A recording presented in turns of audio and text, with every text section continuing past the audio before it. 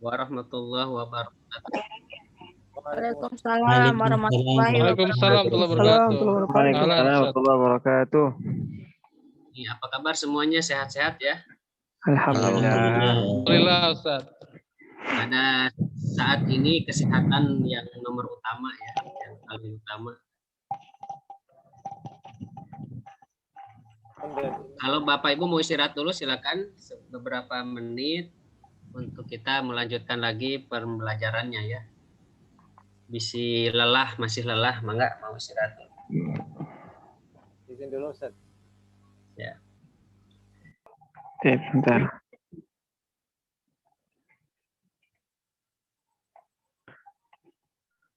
Bentar. Oke. Bisa kita mulai ya.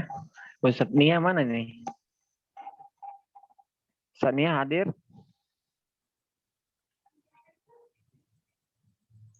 Ada beliau di room ini saya lihat tadi ada.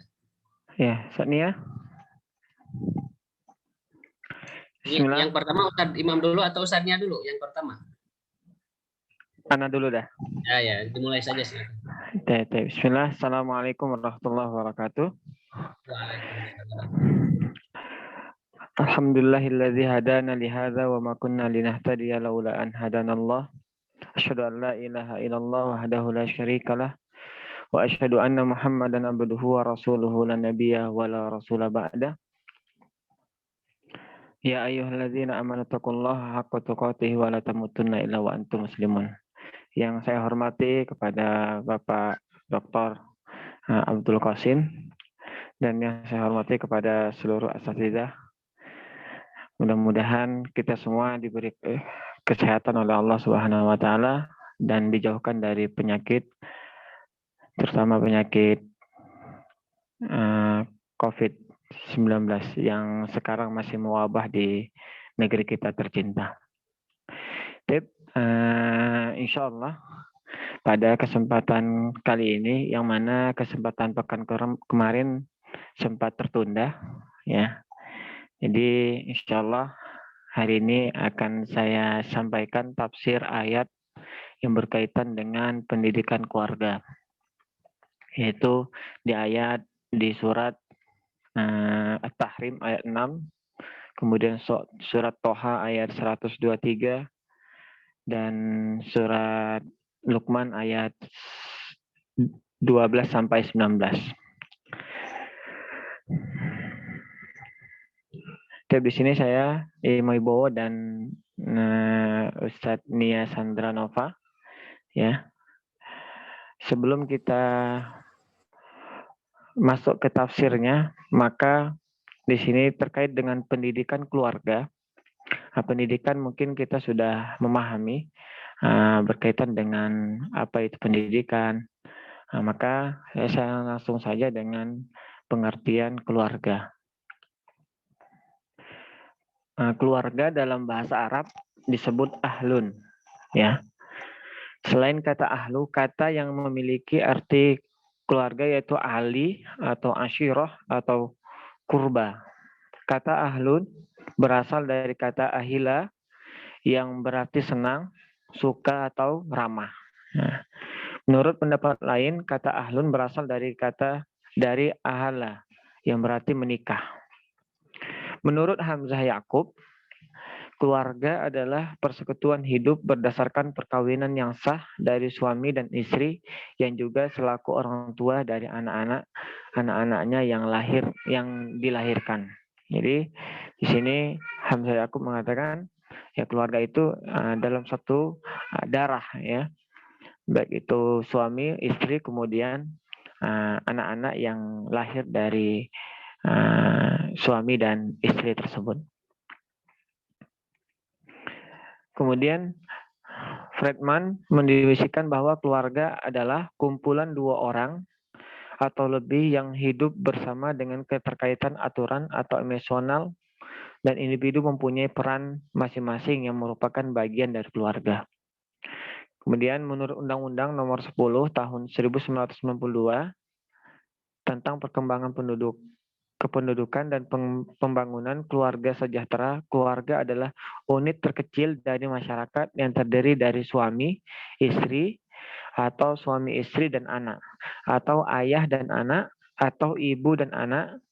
Ketiga pengertian tersebut mempunyai persamaan bahwa dalam keluarga terdapat ikatan perkawinan dan hubungan darah yang tinggal bersama dalam satu atap atau rumah dengan peran masing-masing serta terkaitan emosional. Maka ini di sini disimpulkan bahwasannya keluarga itu ya yang tinggal satu rumah, baik di situ ada suami, di situ ada istri, di situ ada anak, kemudian di situ ada ayah dan anaknya. Maka di sini Undang-Undang Nomor 10 Tahun 1992 mengatakan disitulah yang merupakan keluarga. Dalam Al-Quran, kata ahlun disebutkan sebanyak 227 kali. Dari penyebutan sebanyak itu, kata ahlun memiliki 3 pengertian. Yang pertama, yang menunjukkan pada manusia memiliki pertalian darah atau perkawinan. Kemudian, seperti ungkapan ahlul bait, atau seperti dalam ayat yang dibahas ini, yaitu ayat Tahrim ayat 6. Pengertian ini dalam bahasa Indonesia disebut keluarga. Yang kedua, menunjukkan pada suatu penduduk yang mempunyai wilayah geografis atau tempat tinggal. Yang kita ketahui ada yang namanya Ahlul Yasrib, Ahlul Balad, dan yang lainnya. Yang menunjukkan itu warga segitu atau dia menunjukkan penduduk di situ. Kemudian menunjukkan pada status manusia secara teologis seperti ahli zikri, ahlul kitab, ahlun nar, ahlul jannah dan sebagainya. Maka kata ahlul mempunyai 2 akar kata dengan pengertian yang jauh berbeda. Akar kata yang pertama adalah ihalah, yang secara etimologis berarti lemak yang diiris dan dipotong-potong menjadi kecil-kecil. Akar kata ahl yang kedua adalah ahlu itu sendiri, yang baru bisa dipahami pengertiannya setelah dirangkai dengan kata yang lain sehingga membentuk suatu kata majemuk. Kata ahl dengan pengertian kedua inilah yang banyak disebut di dalam Al-Quran, yang bentuk jamaknya adalah ahlun. Menurut Asfahani, ada 2 macam ahlun dalam Quran. Pertama, ahlun yang bersifat sempit atau yang disebut dengan ahlur rajul, yaitu keluarga yang senasab, seketurunan atau yang berhubungan darah. Mereka bisa berkumpul dalam satu tempat tinggal. Ahlu dalam pengertian ini seperti ditunjukkan dalam surat Al-Ahzab ayat 33. Ya, di situ ada waqarna fi buyutikunna wala tabarrujna tabarrujal jahiliyatil ula, dan di akhirnya ya innama yuridullahu liyudhhiba ankumur rijsa ahlul baiti wa yutahhirakum tathira. Itu dalam surat Al-Ahzab yang menunjukkan bahwasannya ahlun di sini dimaksudkan adalah senasab.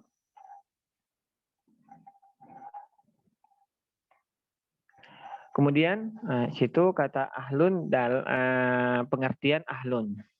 Berkenaan dengan hubungan dalam keluarga, Al-Quran menyebutkan keluarga dengan lafaz yang antara lain ya selain ahlun yaitu kurba dan asyirah.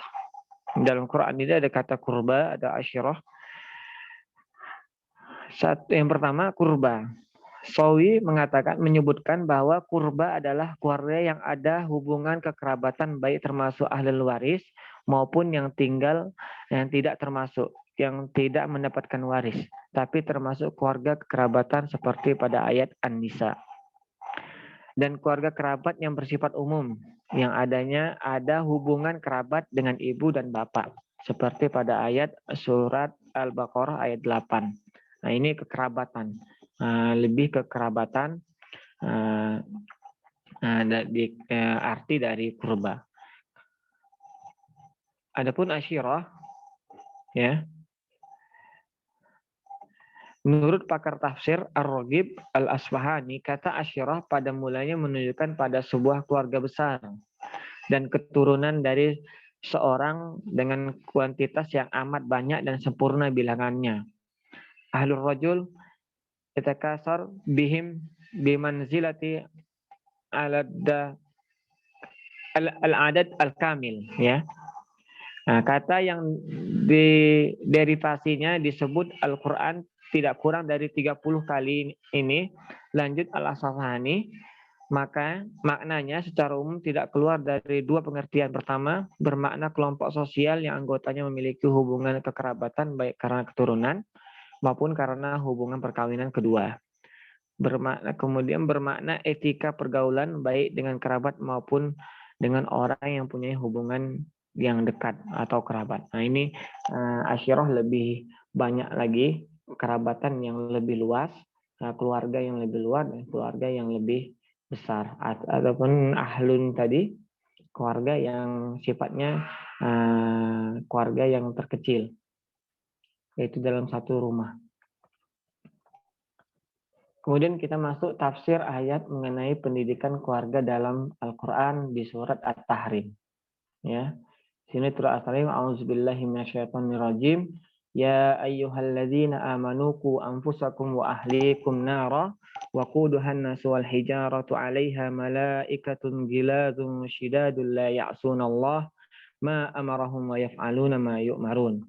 Hai orang-orang yang beriman, peliharalah dirimu dan keluargamu dari api neraka yang bahan bakarnya adalah manusia dan batu. Penjaganya malaikat-malaikat yang kasar, keras, dan tidak mendurhakai Allah terhadap apa yang diperintahkannya kepada mereka dan selalu mengerjakan apa yang diperintahkannya. Nah, ini surat At-Tahrim ayat 6. Maka konsep pendidikan Quran, konsep pendidikan keluarga dalam Al-Quran surat At-Tahrim ini, ya, pendidikan yang pertama dan utama bagi anak adalah dalam keluarga. Maka sangat salah sekali jika ada seorang atau orang tua yang mengatakan pendidikan pertama itu adalah pada sekolahnya atau di pesantren. Ya, sini kita katakan maka pendidikan yang utama dan paling utama adalah dalam keluarga itu sendiri, orang tua, ibu dan bapak. Lingkungan keluarga memiliki peran yang sangat penting bagi pembentukan dan perkembangan watak serta kepribadian seorang. Banyak ayat Al-Quran yang menjelaskan bahwa keluarga adalah langkah pertama yang harus diseru pada jalan kebenaran, seperti yang dicantumkan dalam surat dalam Al-Quran surat At-Tahrim. Nah, di sini Allah menyeru pada surat At-Tahrim, ya ayyuhalladzina amanu qu anfusakum wa ahlikum. Yang pertama, jagalah diri sendiri, kemudian keluarga kalian. Nah, jadi yang disuruh adalah keluarga sendiri dan diri sendiri dan keluarga. Maka pendidikan keluarga dapat dilakukan dengan menggunakan beberapa metode pendidikan diantaranya, yaitu metode keteladanan, ya, bahwa orang tua, ibu, bapak harus pada keluarga, di dalam suatu keluarga harus mempunyai keteladanan yang baik, ya, keteladanan yang bisa diikuti oleh anak-anaknya, oleh keturunan-keturunannya, ya, sehingga anak-anak dan keturunannya menjadi orang-orang yang soleh, anak-anak yang soleh. Maka metode keteladanan ini ya sangat diperlukan, sehingga kita tidak hanya menyuruh dan memerintahkan saja tanpa keteladanan, ini sangat tidak diinginkan. Maka keteladanan inilah yang sangat dibutuhkan pada keluarga, pendidikan pada keluarga. Kemudian bimbingan dan nasihat. Ya, setelah kita memberikan keteladanan yang baik, kemudian kita memberikan bimbingan dan nasihat kepada anak-anak kita, baik melalui kajian kecil di rumah, baik melalui langsung ketika salah diberikan nasihat, duduk berdua bersama anak, ya kan? Banyak metode-metode bimbingan ini yang harus kita lakukan. Kemudian metode kisah dan cerita, ya. Metode kisah dan cerita ini juga banyak terdapat di dalam Al-Qur'an, ya. Allah Subhanahu wa taala dalam Al-Qur'an banyak memfirmankan, ya, tentang kisah-kisah, tentang cerita-cerita, ya, yang mana ini juga kita bisa ceritakan dan kisahkan kepada anak-anak kita sebagai bentuk pendidikan kita kepada mereka. Cerita kisah para nabi, ya, sehingga mereka memiliki keteladanan-keteladanan, mengambil ibrah pada kisah-kisah yang terdapat dalam Al-Quran maupun terdapat dalam Sunnah Nabi Shallallahu Alaihi Wasallam. Kemudian metode pembiasaan. Metode pembiasaan ini adalah metode yang mana kita memberikan pembiasaan kepada anak-anak kita, anak-anak kita, terutama anak-anak kita yang ada di rumah, ya, membiasakan mereka, memberikan waktu kapan mereka membaca Al-Quran, membiasakan mereka atau membiasakan mereka untuk sholat sunnah, orang tua, bapak, ya, kalau sudah sholat sunnahnya di rumah, itu membiasakan mereka dan mencontohkan mereka untuk membiasakan sholat sunnah, membiasakan mereka puasa, ya. Yang ini juga pembiasaan ini perlunya keteladanan oleh orang tua. Kemudian memberi motivasi, ya, memberi metode ibrah, kemudian targhib dan tarhib. Ini di 7 metode yang bisa kita lakukan dalam keluarga kita, ya. Mungkin teman-teman asatidzah, ya, banyak metode-metode yang dilakukan, ya, atau beberapa metode yang ada tercantum sini bisa kita lakukan untuk pembimbingan atau pendidikan keluarga kita dalam rumah. Kemudian kita masuk tafsiran ayat At-Tahrim. Nah, ayat At-Tahrim ini, ya, At-Tahrim ayat surat ke-66 ayat 6. Ayat ini sebagai bentuk perintah kepada para suami, nah, kepada kita nih, ya, perintah kepada kita nih, ya, asatidzah semuanya yang sudah merasa menjadi para suami, ya, yang belum beristri siapa nih? Sudah nikah semua ya, Ustaz, ya? Ya, ini perintah untuk kita, ya, agar kita menjaga diri. Ya, pertama kita sendiri sebagai suami itu menjaga diri kita, ya. Menjaga diri kita dari apa? Dari segala perbuatan-perbuatan yang dilarang oleh Allah, ya. Kemudian setelah kita berusaha menjaga diri kita, maka menjaga diri kita kemudian menjaga keluarga kita dari api neraka. Sehingga dalam mengaplikasikannya yaitu dengan menjalankan ketaatan atau perintah-perintah Allah dan Rasul-Nya, ketaatan perintah-perintah Allah dan Rasul-Nya, dan menjaga keluarga dengan memerintahkan mereka untuk membiasakan beribadah, mentauhidkan Allah, mengikuti sunnah Nabi Shallallahu Alaihi Wasallam, seperti banyak berzikir dan berdoa sehingga mereka diselamatkan dari api neraka. Nah, maka di sini catatan bagi kita seorang suami, hendaknya kita menjaga diri kita, kemudian kita berusaha untuk juga bagaimana kita bisa menjaga keluarga kita, istri kita, anak-anak kita, untuk mereka agar mereka jauh atau diselamatkan dari api neraka. Kemudian pada tafsir Al-Qurtubi yang menyampaikan pada pendapat Ibnu Abbas dalam memahami ayat di atas, yaitu ayat At-Tahrim ayat 6. Waruya Ali ibn Abi Thalhah an Ibnu Abbas ku anfusakum wa'muru ahlikum bidzikri wad du'a hatta yuqimuhumullahu bikum. Diriwayatkan dari Ali bin Abi Thalhah dari Anas bin Abbas bahwa maksud ayat tersebut adalah jagalah diri kalian dan perintahlah keluarga kalian untuk berzikir dan berdoa sehingga Allah Subhanahu wa taala menjaga mereka dari api neraka berkat perintah kalian. Maka ya kita menjadi wasilah, ya, wasilah agar keluarga kita, istri kita, anak-anak kita untuk terjauh dari api neraka. Di sini tafsir Al-Qurtubi dan mengambil pendapat Ibnu Abbas, yaitu menyuruh perintahkan keluarga kita untuk selalu berzikir. Ya, ini berzikir ini selalu mengingat Allah Subhanahu wa taala dan selalu berdoa kepada Allah Subhanahu wa taala. Kemudian sahabat Ali memahami ayat di atas demikian. Wa qala Ali radhiyallahu anhu wa Qatadah wa Mujahid ku anfusakum bi af'alikum wa ku ahlikum bi wasiyatikum.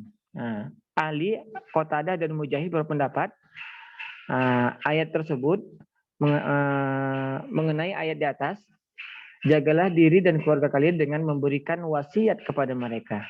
Nah, di sisi lain, marilah ajari keluarga tentang hukum agama terkait halal dan haram, serta beritahu mereka kewajiban sholat, puasa, zakat, dan lain sebagainya. Sebagaimana penafsiran ayat di atas yang disampaikan dalam Rawahi Al-Bayan, qila fit tafsir ay adibuhum wa allimuhum. Ya. Sebuah pendapat dalam menafsiri ayat di atas adalah didik dan ajarilah mereka. Didiklah adab dengan mereka, berikan pendidikan adab kepada mereka, dan ajarilah mereka tentang agama. Tafsir Al-Qurtubi mengutip penyampaian Al-Qushairi mengenai arti ayat di atas, bahwa pada waktu turunnya ayat tersebut, Umar bertanya kepada Rasulullah SAW, Rasul, kami menjaga diri sendiri. Lantas bagaimana kami menjaga mereka? Yaitu mereka keluarga. Nabi menjawab, tanhaunahum amma nahakumullahu wa ta'murunahum bima amarallah. Laranglah mereka dari hal yang dilarang oleh Allah dan perintahkan mereka dengan suatu yang Allah perintahkan. Nah, seperti ini Nabi SAW cara atau bagaimana kita menjaga mereka atau keluarga kita dari api neraka, yaitu laranglah mereka dari hal yang dilarang oleh Allah dan perintahkan mereka dengan suatu yang Allah perintahkan. Selanjutnya dalam tafsir Ibnu Katsir disampaikan bahwa maksud dari ayat di atas adalah bentuk kewajiban memerintahkan keluarga untuk melaksanakan hal-hal yang baik dan melarang mereka melakukan perbuatan tercela sehingga mereka tidak terjerumus ke dalam api neraka. Maka ini kewajiban kita para suami untuk memerintahkan keluarga untuk melaksanakan hal-hal yang baik dan melarang suatu hal-hal yang perbuatan-perbuatan kemungkaran. Ai muruhum bil ma'ruf wanhauhum anil munkar wala tad'uhum hamalan fata'kuluhumun nar yaumal qiyamah. Perintahlah mereka menjalankan kebaikan serta larang mereka melakukan kemungkaran.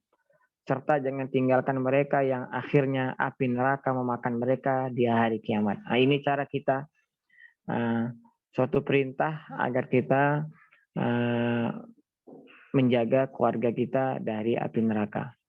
Penjelasan Ibnu Katsir senada dengan sebagian kecil anjuran Nabi Shallallahu Alaihi Wasallam dalam sabdanya, waruya anan Nabi Shallallahu Alaihi Wasallam qala rahimallahu amra aqama minal laili fa shalla fa ayqadha ahlahu fa illam takum rash wajahahu bil ma. Ya.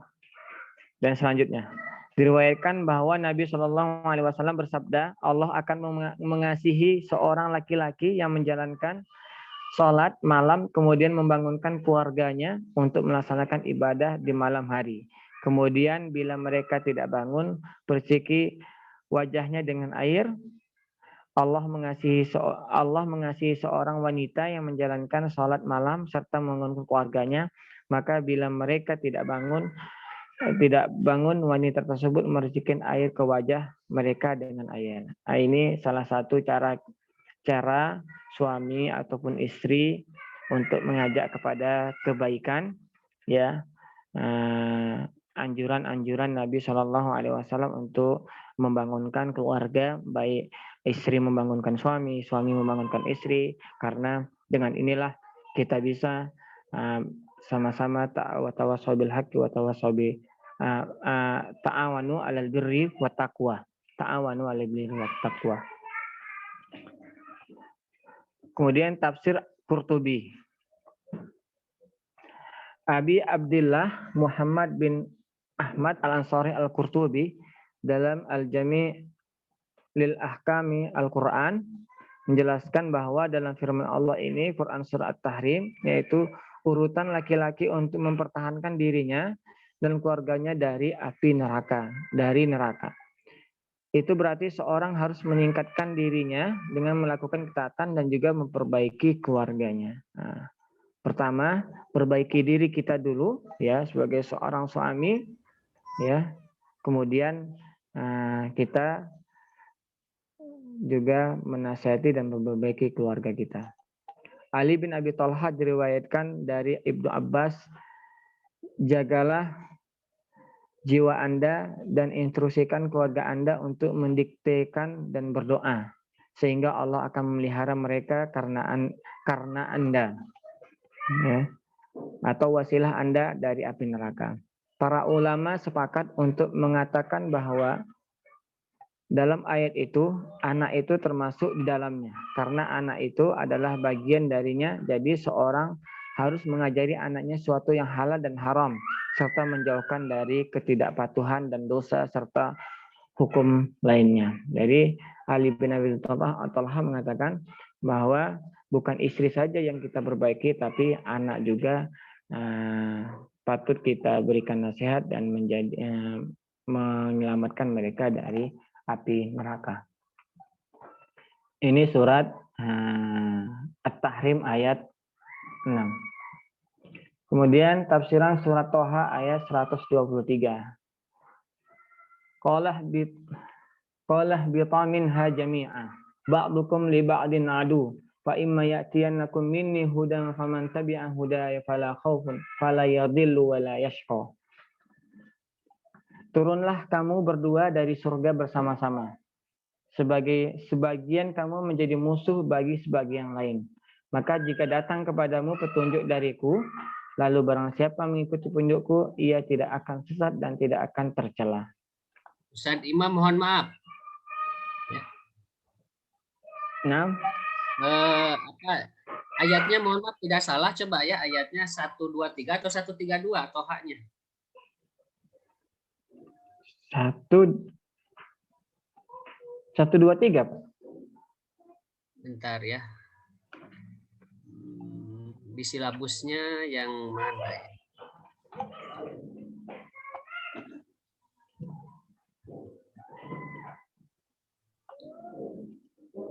Coba 123 atau 132? 123 Ustaz. 123, Pak.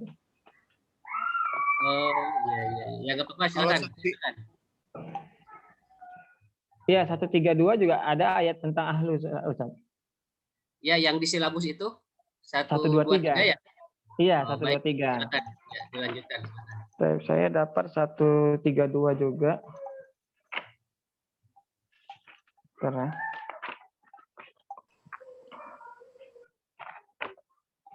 mana lupa. Baik. Lanjut dulu, Ustaz ya. Baik. Tafsiran ayat. Tafsir Jalalain. Qalah bito, Allah berfirman, turunlah kamu berdua, Adam dan Hawa, berikut apa yang telah dikandung oleh kalian, yaitu anak cucu kalian. Minha, daripadanya, yaitu dari surga, jami'a ba'dukum, bersama-sama sebagian kalian. Sebagian keturunan kalian, li ba'din adu, menjadi musuh bagi sebagian yang lain, disebabkan sebagian dari mereka berbuat zalim terhadap sebagian yang lain. Fa'imma, maka jika lafaz imma ini asalnya terdiri dari in syartiyah, yang diidghamkan kepada zaidah, ya'tiyanakum minni hudan faman tabi'a huda. Jika datang kepada kalian petunjuk daripadaku, maka barang siapa yang ikut petunjukku, yakni Al-Quran, wala yashqa, maka ia tidak akan sesat di dunia, fala yadil, dan tidak akan tercela di akhirat nanti.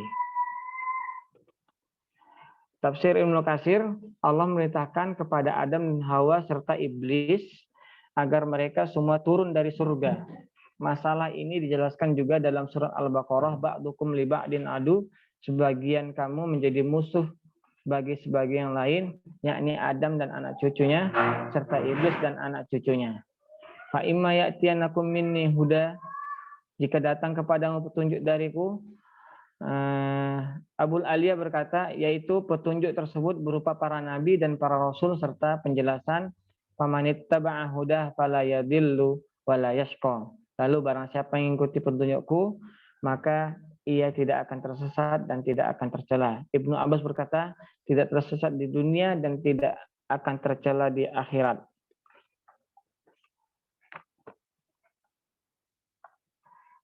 Kemudian tafsir Al-Muyassar oleh tim Mujamma' Raja Fahad arahan Syekh Alamah Dr. Saleh bin Muhammad Al-Syekh. Allah berfirman kepada Adam dan Hawa. Jadi di sini Allah berfirman kepada Adam, ayat tersebut menunjukkan firman Allah ya kepada Adam dan Hawa. Ya. Turunlah kalian dari surga semuanya bersama iblis. Ya, turunlah kalian itu yaitu Adam dan Hawa dari surga. Semuanya bersama iblis. Lalu kalian dan dia adalah musuh. Nah, jadi Adam dan Hawa ini, Adam, Hawa dan iblis ini, iblis adalah musuh dari Adam dan Hawa. Jika datang kepada kalian petunjuk dan penjelasan dariku, maka barang siapa yang mengikuti petunjuk dan penjelasanku serta mengamalkannya, maka ia lurus dan mendapat petunjuk di dunia, serta ia tidak akan celaka di akhirat dengan mendapatkan azab dari Allah Subhanahu wa taala. Ini yang dimaksud dari tafsir Al-Muyassar. Adapun tafsir Kemenak yang terakhir di surat At-Toha, bukan saja Adam yang harus turun ke bumi, tapi iblis, musuh yang memperdayakan, harus turun pula ke dunia. Kedua jenis makhluk ini akan menjadi musuh satu sama lain. Permusuhan iblis terhadap manusia adalah permusuhan yang abadi dan berkesinambungan sampai datangnya hari kiamat. Maka ini sudah diingatkan oleh Allah Subhanahu wa taala bahwa manusia itu yang musuhnya adalah iblis yang selalu menyesatkan manusia dari jalan Allah Subhanahu wa taala. Iblis akan selalu berusaha menyesatkan manusia dari jalan yang benar dengan berbagai macam tipu daya. Oleh sebab itu Allah Subhanahu wa taala mengingatkan kepada anak cucu Adam, kita ya, anak cucu Adam agar ia selalu waspada terhadap musuh utamanya itu yaitu iblis. Jadi musuh anak cucu dari musuhnya Adam sampai cucu-cucunya itu adalah musuh nyata, itu adalah iblis, laknatullah alaih. Apabila telah datang petunjuk dari Tuhan dengan perantara Nabi dan Rasulnya, maka hendaklah manusia mengikuti petunjuk seperti yang diajar Rasul. Dengan demikian, dia tidak akan tersesat dan tidak akan tercela. Maka suatu cara atau salah satu cara kita agar terhindar dari godaan iblis atau ajakan iblis yaitu mengikuti petunjuk Nabi Shallallahu Alaihi Wasallam. Ibnu Abbas berkata mengenai ayat ini bahwa Allah Subhanahu Wa Taala melindungi orang-orang yang mengikuti ajaran Al-Quran dari kesesatan di dunia dan dari kecelakaan dan malapetaka di akhirat. Dari Ibnu Abbas radhiyallahu anhu, Rasulullah Shallallahu Alaihi Wasallam bersabda, siapa yang mengikuti kitabullah, Allah akan memberikan petunjuk kepadanya untuk menghindari kesesatan di dunia dan memeliharanya dari keburukan hisab pada hari kiamat. Riwayat Ibnu Abi Syaibah dan At-Tabrani. Taib itu tafsir Kemenak dari surat Toha ayat 120 Toha ayat 123. Selanjutnya di surat Luqman mungkin dilanjutkan oleh Ustadz Nia. Tafadhol Ustadz Nia. Ini kalau di saya, mohon maaf, di silabus itu 132, Ustadz. 132 Ustadz Imam. Iya, 132 kalau di silabus saya, Ustadz. Ya. Wa'mur ahlaka bisolah wastobir alaiha itu ya. Iya, yang itu. Saya cuma begitu, nggak apa-apa. Ini juga kan, ini yang barusan disampaikan ilmu juga nggak apa-apa. Insya Allah Anda sampaikan yang surat Toha barusan. Ustadz Nia ada. Ustadz Nia ada, 132. Ya. Toha 132 ya barusan itu. Ya, baik. Betul. Yang di silabus itu 132 ya. Iya. Mohon maaf ya kalau agak ini lagi batuk-batuk nih. Oh gitu, nggak apa-apa, silakan Ustaz, sebisanya saja silakan.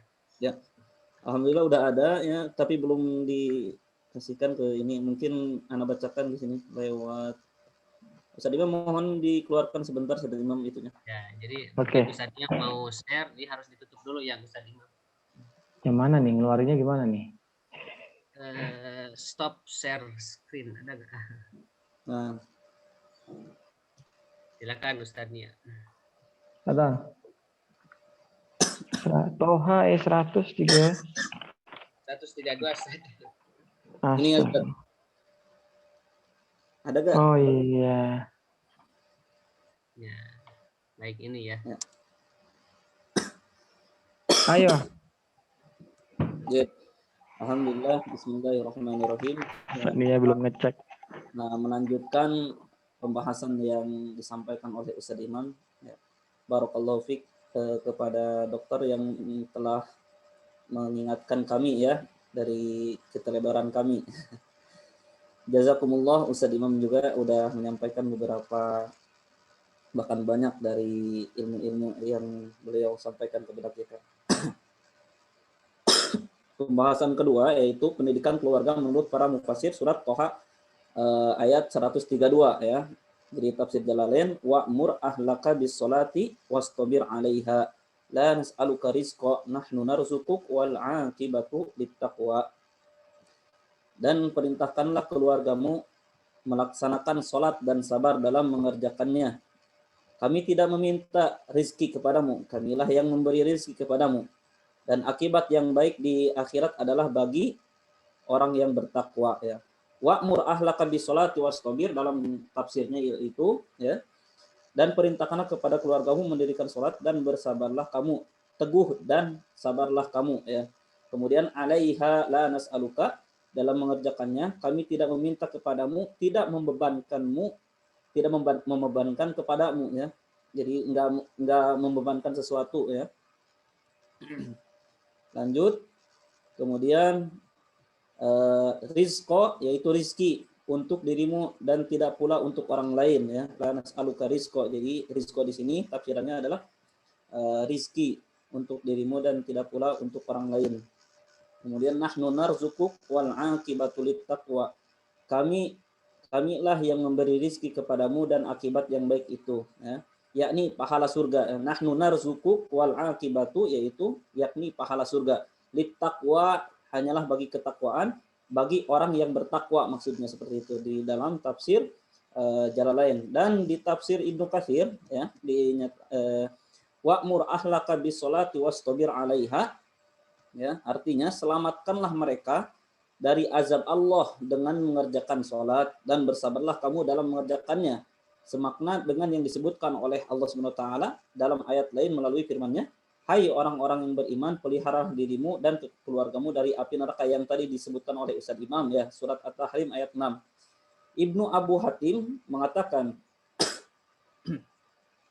telah menceritakan kepada kami ayahku, telah menceritakan kepada kami Ahmad ibnu Saleh, telah menceritakan kepada kami Ibnu Wahab, telah menceritakan kepadaku Hisham ibnu Sa'ad dan dari Zaid ibnu Aslam dari ayahnya bahwa ia dan Yarfa pernah menginap di rumah Umar ibnu Khattab. Dan Umar mempunyai kebiasaan mengerjakan salat sunat di tengah malam, tetapi ada kalanya ia tidak mengerjakannya. Sehingga kami katakan, dan tidak salat sunat malam ini, tidak sebagaimana malam-malam sebelumnya. Umar bila hendak mengerjakan salat sunat malam hari, ia membangunkan keluarganya untuk ikut salat bersamanya. Dan ia membacakan firman-Nya, dan perintahkanlah kepada keluargamu mendirikan salat dan bersabarlah kamu dalam mengerjakannya, yang barusan ya. Jadi wa'mur ahlaka bisolati wastabir 'alaiha. Kemudian firman Allah Subhanahu wa taala, la nas'aluka rizqa nahnu narzuquk wal 'aqibatu littaqwa.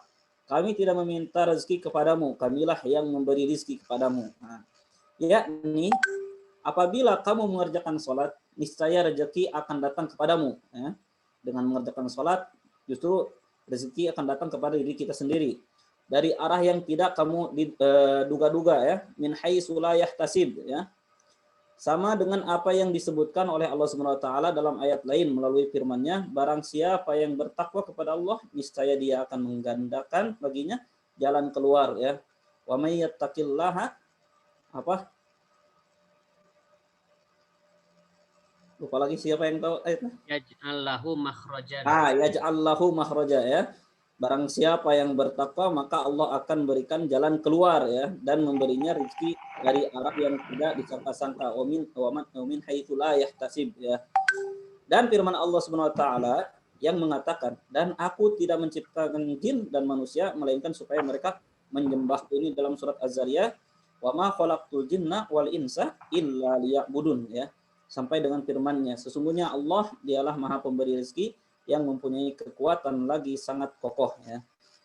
Karena itulah dalam surat berikut ini disebutkan oleh firman-Nya, kami tidak meminta rezeki kepadamu, kamilah yang memberi rezeki kepadamu.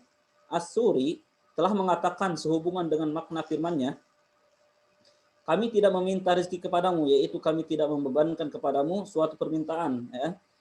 Ibnu Abu Hatim mengatakan telah menceritakan kepada kami Abu Sa'id Ashaj, ya, telah menceritakan kepada kami Hafs ibnu Gayas dari Hisham dari ayahnya, bahwa apabila ia masuk ke dalam rumah seseorang yang ahli dunia, ya, maksudnya adalah kaya, lalu ia melirik kepada kekayaannya, maka sepulangnya ke rumah ia membaca firman-Nya, dan janganlah kamu tunjukkan kedua matamu, ya, tunjukkan kedua matamu. Quran surat Toha, ya, ayat 131, sampai dengan firman-Nya, kamilah yang memberi rezeki kepadamu, ya. Kemudian ia berkata kepada keluarganya, dirikanlah salat, ya. Semoga Allah merahmati kalian. Ibnu Abu Hatim mengatakan telah menceritakan kepada kami ayahku, telah menceritakan kepada kami Abdullah ibnu Abu Ziyad al-Qatrani, ya, telah menceritakan kepada kami Syayyar, telah menceritakan kepada kami Ja'far dari Sabit, bahwa Nabi SAW apabila mengalami suatu kesusahan, maka beliau menyuruh kepada keluarganya, hai keluargaku, kerjakanlah salat oleh kalian. Masya Allah, ya. Jadi salat di sini adalah mempunyai kedudukan yang sangat luar biasa, dan juga sudah kita ketahui pendidikan di keluarga itu, kita janganlah melepaskan pendidikan salat di rumah kita. Contohnya kalau bagi yang sudah berkeluarga, mempunyai anak kecil, ya, meskipun anak tersebut tidak mengetahui apa yang dikerjakan oleh bapaknya, pasti akan melihat, ya, apa yang dilakukan oleh bapaknya itu. Mereka belum mengerti apa yang dilakukan bapaknya, akan tetapi mereka akan mengikuti, ya, meskipun mereka belum paham, akan tetapi mereka akan mengikuti. Dan inilah pendidikan di keluarga, atau yang bisa dilakukan oleh orang tua terhadap anaknya, ya, seperti itu. Jadi ajarkanlah, di antara pendidikannya itu ajarkanlah sholat, ya, seperti itu. Meskipun anak tersebut tidak memahami, ya, belum paham apa yang dilakukan oleh bapaknya.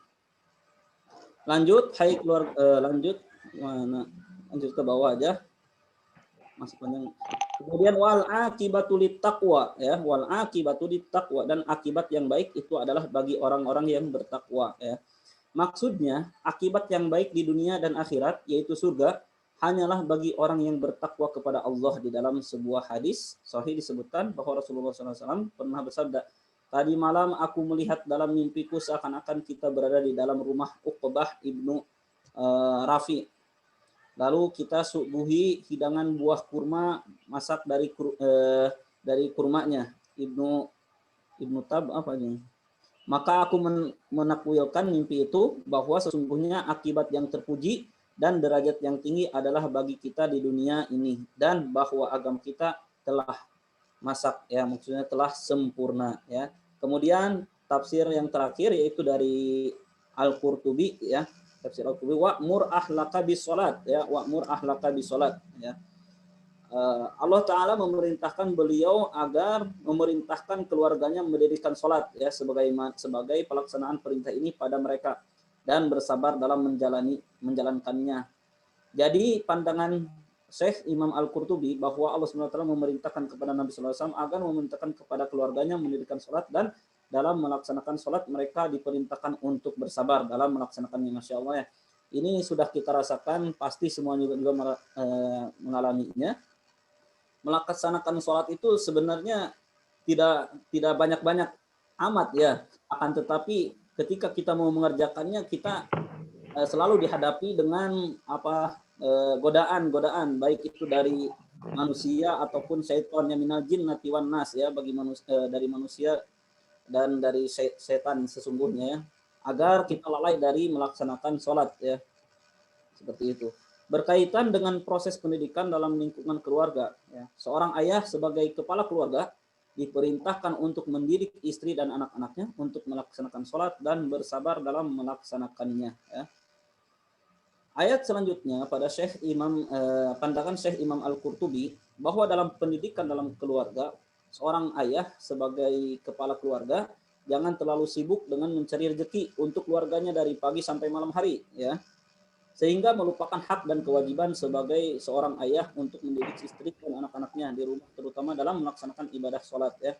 Jadi kalau nggak tahu benar enggaknya perkataan yang dikatakan oleh, ya, teman-teman dan guru anak gitu, maksudnya gini, jangan biarkan anak orang lain diasuh orang lain gitu, anak kita diasuh oleh orang lain, sementara anak orang lain diasuh sama kita gitu kan. Nah, ini Masya Allah, ya, nggak tahu perkataan dari mana, tapi yang tersebar seperti itu, ya. Jadi kita mendidik anak orang lain itu dengan Masya Allah, dengan sungguh-sungguh, sementara anak kita, ya, kita tinggalkan di rumah seperti itu. Ya udah, nanti aja. Padahal kita sebagai pendidik gitu kan berkewajiban terlebih dahulu mengajarkan sholat dan sabar ini di rumah kita sendiri, ya.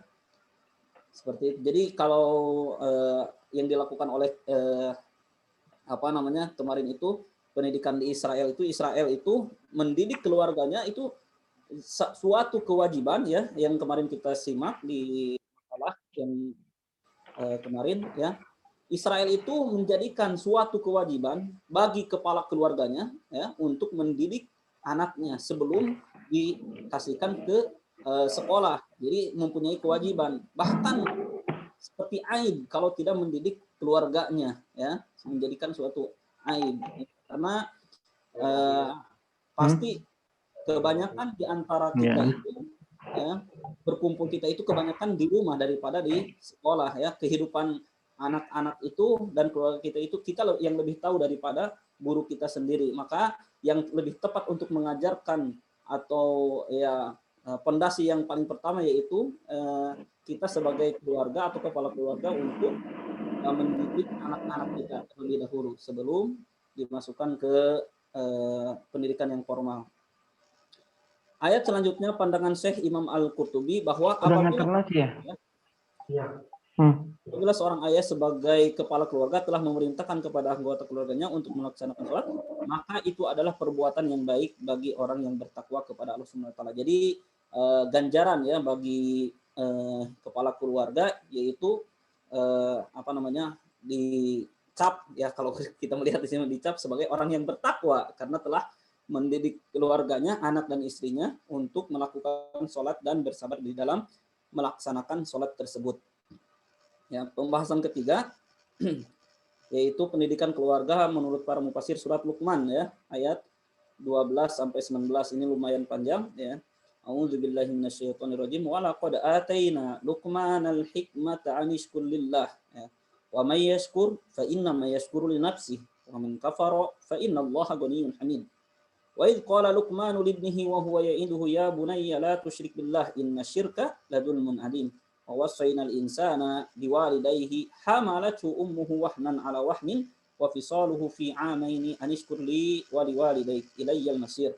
Wa in jahadaka 'ala an tusyrika bi ma laysa laka bihi ilmun fala tuti'huma wa sahibhuma fid dunya ma'rufa wattabi' sabila man anaba ilayya thumma ilayya marji'ukum fa unabbi'ukum bima kuntum ta'malun. Ya bunayya innaha in takum mithqala habbatin min khardalin fatakun fi sakhratin aw fis samawati aw fil ardi ya'ti bihallah innallaha latifun khabir. Ya bunayya aqimis sholata wa'mur bil ma'ruf wanha 'anil munkar wasbir 'ala ma asabak inna dzalika min azmil umur wa la tusa'hir khaddaka lin nasi wa la tamshi fil ardi maraha innallaha la yuhibbu kulla muhtalin fakhur waqsid fi masyika waqdud min sautik inna ankaral aswati la sautul hamir. Ya, kita meskipun kita sudah banyak yang paham ya tentang terjemahan tersebut, alangkah baiknya kita bacakan juga terjemah dari ayat tersebut ya, makna dari ayat tersebut. Dan sungguh telah kami berikan hikmah kepada Luqman, yaitu bersyukurlah kepada Allah ya.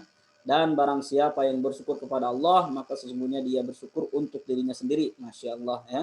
Kita mensyukuri kepada Allah, kita mengucapkan Alhamdulillah, berarti kita sudah mensyukuri diri kita sendiri. Ini sebuah kenikmatan yang tidak ada di dalam pendidikan yang lain. Maksudnya di dalam agama yang lain, hanya di dalam agama Islam saja ya. Dan barang siapa yang tidak bersyukur atau kufur, maka sesungguhnya Allah Maha Kaya. Dan Allah tidak rugi ya. Kalau kita tidak bersyukur, Allah tidak rugi, bahkan kita yang rugi sendiri. Dan Allah Maha terpuji. Dan ingatlah ketika Luqman berkata kepada anaknya ketika dia memberi pelajaran kepadanya, wahai anakku, janganlah kamu mempersekutukan Allah. Sesungguhnya mempersekutukan Allah adalah benar-benar kezaliman yang besar ya. Dan kami perintahkan kepada manusia agar berbuat baik kepada kedua orang tuanya. Ibunya telah mengandungnya dalam keadaan lemah yang bertambah-tambah dan menyapihnya dalam usia 2 tahun. Masya Allah, ini keutamaan seorang ibu ya, dari tugasnya yang sangat berat dan pahalanya juga, ganjarannya juga tidak kalah dengan seorang bapak ya. Di dalam hadisnya juga dikatakan siapa yang husnu ta'amul, jadi siapa yang lebih baik saya lakukan, maksudnya berbuat baik kepada siapa yang pertama ya, dikatakan ummuka ya, kemudian ummuka dan ummuka, lalu Rasulullah mengucapkan abuka. Jadi orang tua ya, lebih terutama ibu kita lebih utama ya. Kita sebagai bapak-bapak, masya Allah ya, masih di bawah gitu. Seorang ibu ya, seorang perempuan itu derajatnya 3 kali banding 1 ya. Ibumu terus bapamu ya, itu disebutkan. Bersyukurlah kepadaku dan kepada kedua orang tuamu, hanya kepada aku kembali ya. Dan jika keduanya memaksamu untuk mempersekutukan aku dengan sesuatu yang engkau tidak mempunyai ilmu tentang itu, maka janganlah engkau menaati keduanya ya. Dan pergaulilah keduanya di dunia dengan baik dan ikutilah jalan orang yang kembali kepadaku. Kemudian hanya kepadaku tempat kembalimu, maka akan aku beritahukan kepadamu apa yang telah kamu kerjakan. Luqman berkata, wahai anakku, sungguh jika ada sesuatu perbuatan seberat biji sawi dan berada dalam batu atau di langit atau di bumi, niscaya Allah akan memberinya balasan ya. Allah akan memberinya balasan. Sesungguhnya Allah Subhanahu wa taala ya, halus lagi maha teliti ya. Wahai anakku, laksanakanlah sholat dan suruhlah manusia berbuat yang ma'ruf dan cegahlah mereka dari yang munkar, dan bersabarlah terhadap apa yang menimpamu. Sesungguhnya yang demikian itu termasuk perkara yang penting ya. Dan janganlah kamu memalingkan wajah dari manusia karena sombong, dan janganlah berjalan di bumi dengan angkuh. Sungguh Allah tidak menyukai orang-orang yang sombong lagi membanggakan diri. Dan sederhanalah dalam berjalan, dan lunakkanlah suaramu. Sesungguhnya seburuk-buruk suara ialah suara keledai, ya, seperti itu. Walaqad ataina Luqmanal hikmah. Ya. Ini tafsir Ibnu Katsir ini kalau salah. Ibnu Katsir ya, masih tafsir ini tafsir Ibnu Katsir belum dicantumkannya, tapi ini tafsirannya tafsir Ibnu Katsir. Dan sesungguhnya telah kami berikan hikmahnya kepada Luqman. Maksud hikmah dari ayat di atas adalah pemahaman yang mendalam, ilmu yang luas, dan cara pengungkapan yang bagus. Ya, hikmah di sini adalah dari ayat di atas adalah pemahaman yang mendalam. Hikmah tersebut ialah ilmu yang luas dan cara pengungkapan yang bagus. Anishkur lillah, yaitu bersyukur kepada Allah. Ya, maksudnya kami memerintahkan Luqman agar bersyukur kepada Allah atas anugerah yang telah Allah limpahkan dan curahkan, ya, kepadanya Luqman, yaitu berupa keutamaan yang Allah karuniakan secara khusus yang tidak diberikan kepada manusia lain sezaman dengannya. Kemudian Allah juga berfirman, wa may yashkur fa innama yashkuru li nafsi, dan barang siapa yang bersyukur kepada Allah maka sesungguhnya bersyukur untuk dirinya sendiri. Maksudnya manfaat, kegunaan, dan pahala bersyukur kepada Allah itu niscaya akan kembali kepada orang-orang yang bersyukur. Karena sebagai umat manusia yang beragama Islam, kita wajib untuk bersyukur kepada Allah Subhanahu wa taala. Karena barang siapa yang bersyukur kepada Allah niscaya akan ditambah, dan barang siapa yang mengkufuri nikmat Allah yang telah Allah beri kebaikan atau nikmat, ya, terkecil maupun yang besar, maka Allah sangatlah murka. Kalau dalam penjelasan Ibnu Katsir ini, jadi kalau kita tidak bersyukur maka kita Allah sangatlah murka terhadap orang yang mendustakan tentang kenikmatan yang diberikan oleh Allah Subhanahu wa taala. Dapat disimpulkan bahwasanya kita selaku hamba Allah wajib bersyukur atas nikmat yang telah Allah beri, baik itu nikmat yang terkecil maupun nikmat yang besar, karena dengan bersyukur kita bisa meningkatkan keimanan dan ketakwaan kita kepada Allah Subhanahu wa taala. Sebab jika kita melakukan perbuatan amal yang baik, maka Allah akan membalasnya dengan kebaikan. Akan tetapi begitu pun sebaliknya, jika hamba Allah melakukan kekafiran, maka ia pun akan menanggung kekafirannya. Maka dari itu hendaklah banyak bersyukur kepada Allah, sebagaimana Allah Subhanahu wa taala berfirman dalam surat Ar-Rahman Ar-Rum ayat 44, man kafara fa alaihi kufruh wa man amila sholihan fali anfusihim yamhadun. Barang siapa kafir maka dia sendirilah yang menanggung akibat kekafirannya itu. Dan barang siapa yang mengerjakan kebajikan maka mereka menyiapkan untuk diri mereka sendiri tempat yang menyenangkan.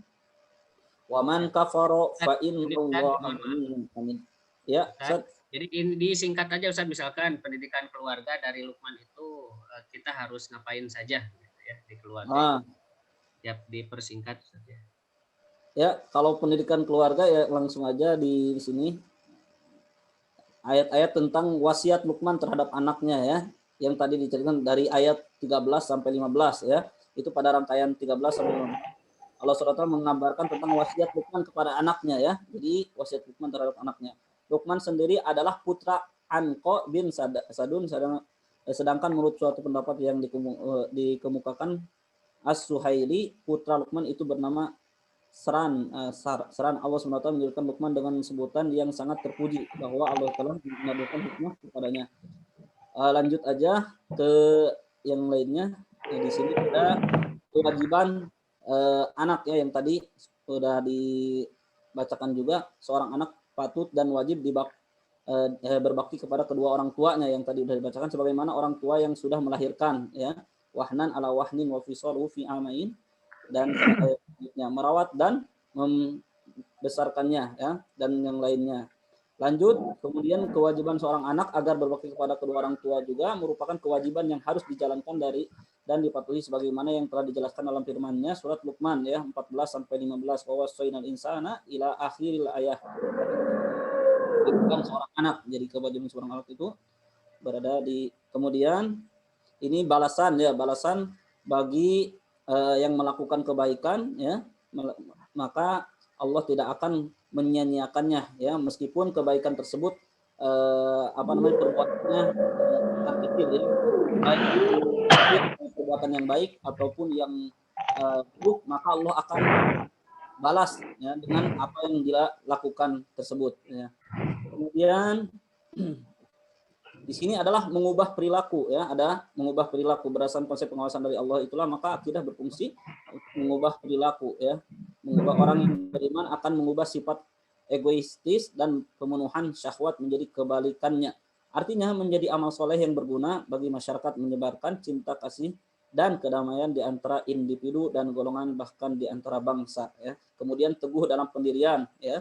Tadi juga disebut seorang muslim yang dalam dirinya tertanam akidah yang kuat, tidak ada ya mudah terpengaruh oleh berbagai macam godaan yang dapat membuatnya jatuh ke dalam keburukan, misalnya menukarkan iman untuk kesenangan duniawi ya. Kemudian membentengi diri dari hawa nafsu. Yang selanjutnya pendidikan syariat ya. Pendidikan syariat itu dalam surat Luqman ayat 17 ya, bunayya aqimis shalah wa'mur bil ma'ruf wanha 'anil munkar wasbir 'ala ma asabak inna dzalika min azmil umur. Itu adalah pendidikan syariat ya.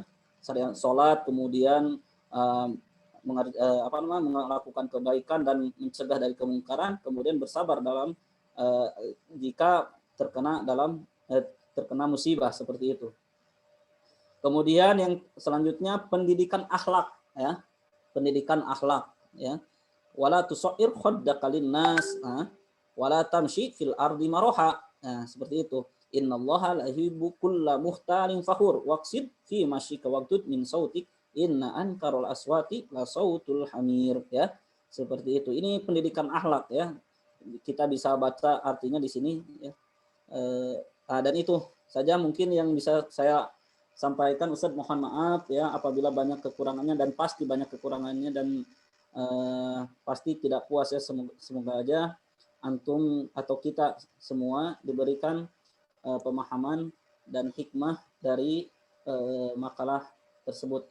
Ya, mohon arahannya dan tambahannya dari dosen kita ya, Ustadz Abdul Qasim ya.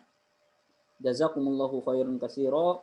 Itu saja mungkin Ustadz yang kita sampaikan ya, Ustadz Imam dan saya. Mohon maaf Ustadz, kita kembalikan lagi, mungkin ada sesi tanya oleh Ustadz Imam nanti. Baik. Kita berdiskusi.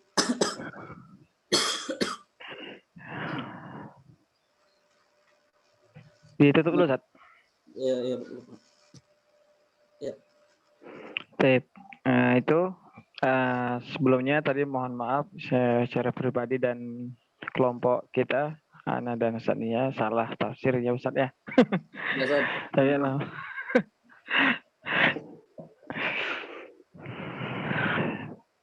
Baik. Selanjutnya silakan. Tanya jawab Ustadz, Tanya jawab. Diskusi enggak? Ya, silakan Bapak Ibu yang lainnya mohon berpartisipasi, bertanya atau mengomentari, menambahkan, membantah, barangkali bisa. Silakan.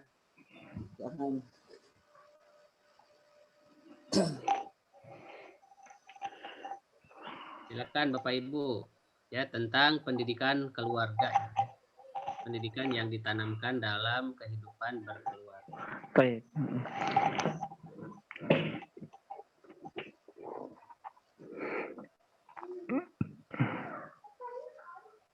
Silakan, ada Bapak Ibu.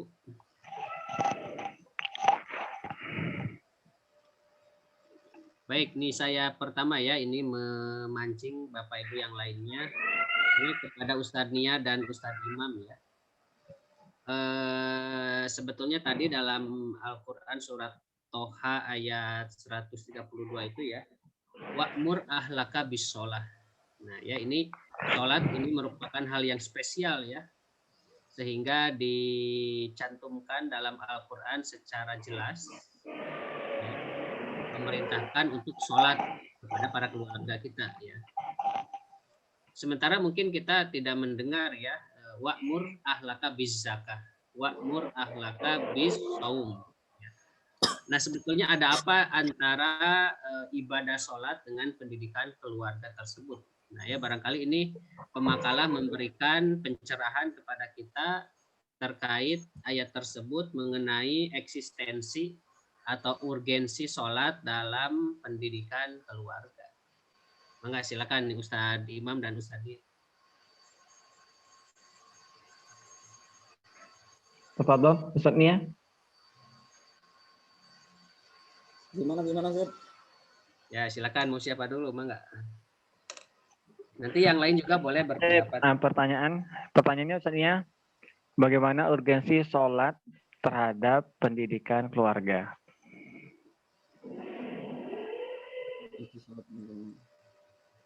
Nih, silakan saja berspekulasi, nggak apa-apa ya. Ayo teman-teman.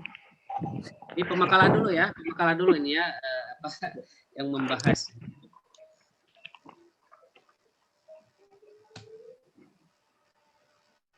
Ya, menyikapi tadi kan ayat wa'mur ahlaka bis sholah. Ya, seperti yang udah dijelaskan, mohon maaf untuk menyampaikan dokter sedikit ya, mungkin kalau salah mohon diluruskan. Jadi seperti yang telah disebutkan barusan ya, wa'mur ahlaka bis sholati wastabir 'alaiha. Di dalam ayat ini ya, kita diperintahkan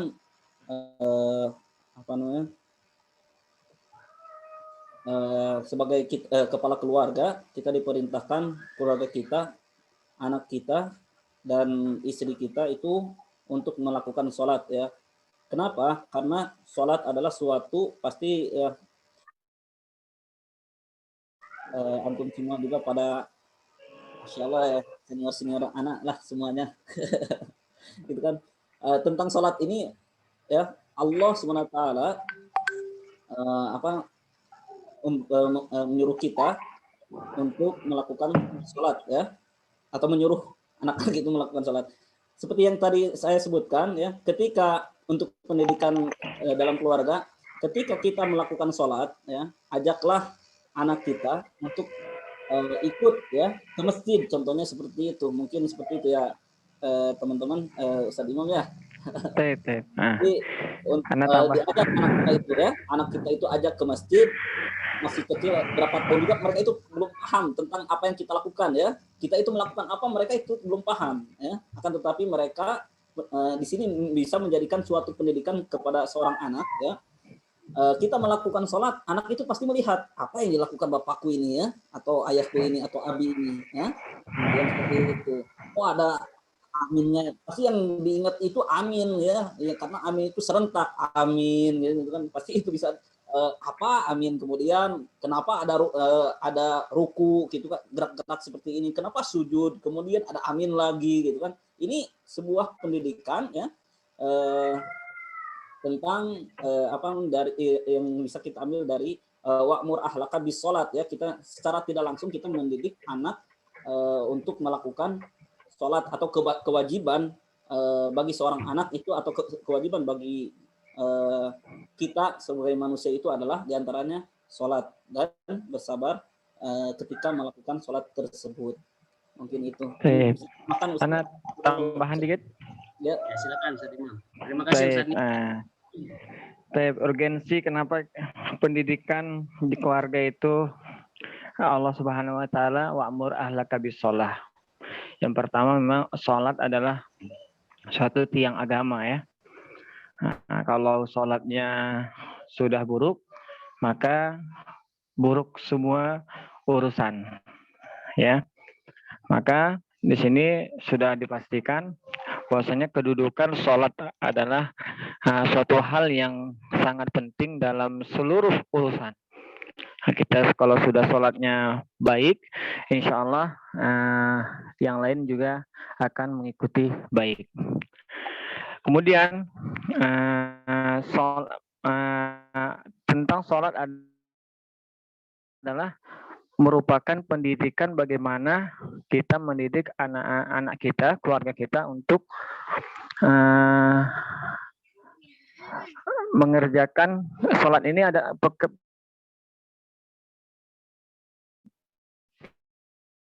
mengamalkan sholat atau kita mengerjakan adalah sentrasi kepada di sini otomatis mengajarkan bagaimana kita berinteraksi kepada Allah Subhanahu wa taala. Di sana ada di dalam gerakan, dalam bacaan, di situ ada berdoa, di situ ada berzikir.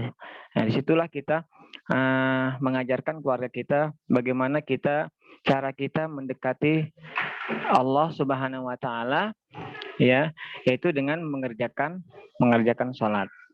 Kemudian salah satu hal yang pertama kali dihisab adalah sholat, sehingga sholat ini sangat penting sekali. Yang paling utama kita ajarkan kepada keluarga-keluarga kita. Kenapa tidak zakat? Ya, kenapa tidak zakat? Kenapa bukan tidak zakat ya? Kenapa di sini disebutkan wa'mur bis sholah ya? Kalau ini pendapat Ana aja. Mungkin kalau sholat ini interaksi kita langsung kepada Allah Subhanahu Wa Taala. Kalau zakat mungkin dia ada hal-hal yang harus dipenuhi terlebih dahulu baru kita laksanakan gitu. Kalau sholat ya, kalau dia sudah muslim, kalau sudah balik ya, umur 7 tahun saja sudah harus kita